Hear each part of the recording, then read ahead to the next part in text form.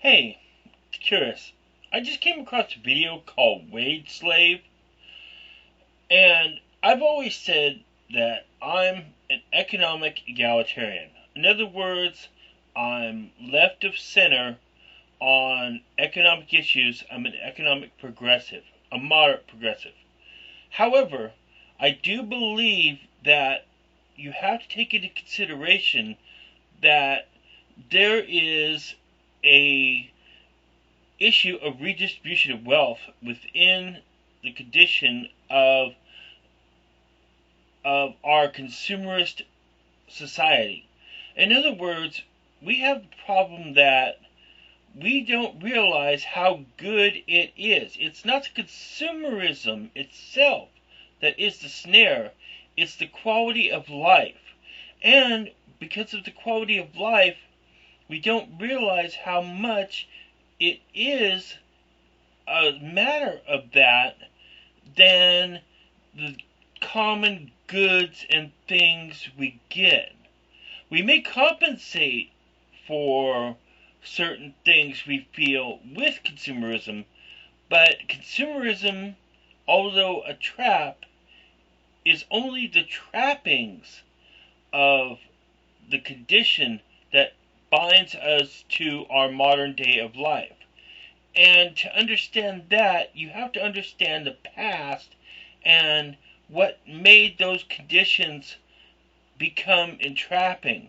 It isn't a trap by choice, it's a trap by necessity. And the reason it is a necessity is because only by deconstructing the issue can you see how it becomes a trap of convenience. Because what people don't understand is that what is happening now is the system is breaking down because of the lack of energy and land resources. Because before, while we would have a higher state of social equity to cover various aspects of people's lives, the technology to extend those lives wasn't as advanced as it is now, hence a continuation or a more expenditure of the condition of life. The further you go in expecting certain things from life, the more you create a deficit where those conditions will have to be met or they will be retrograde to a worse condition. In other words, look at all the homeless camps in America, alright? You might say to yourself, well, why don't we just give them some land and let them live like Mormons or Quakers? You know, why can't they have horses or and oxen and just live like that? And that's because we have a standard of living that won't tolerate that, you know?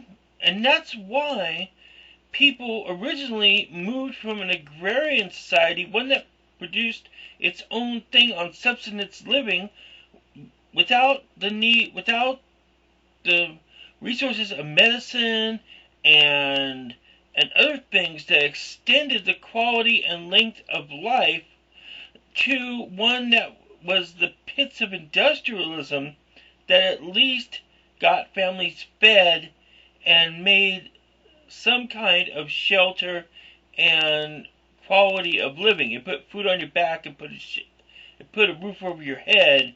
It kept you out of pretty much indentured servitude by being a helping hand and working 12 to 18-hour days in a field.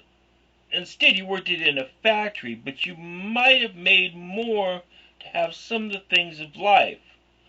And that is the problem.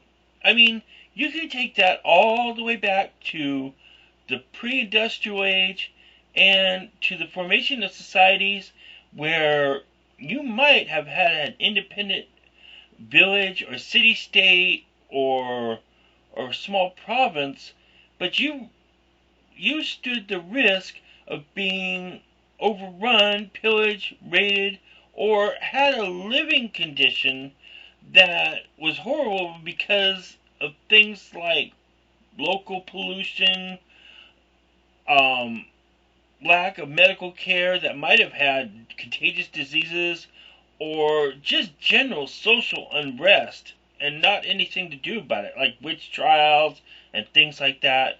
Or you might have had problems that you simply went broke. Well, like a later example, the Dust Bowl, or just famines.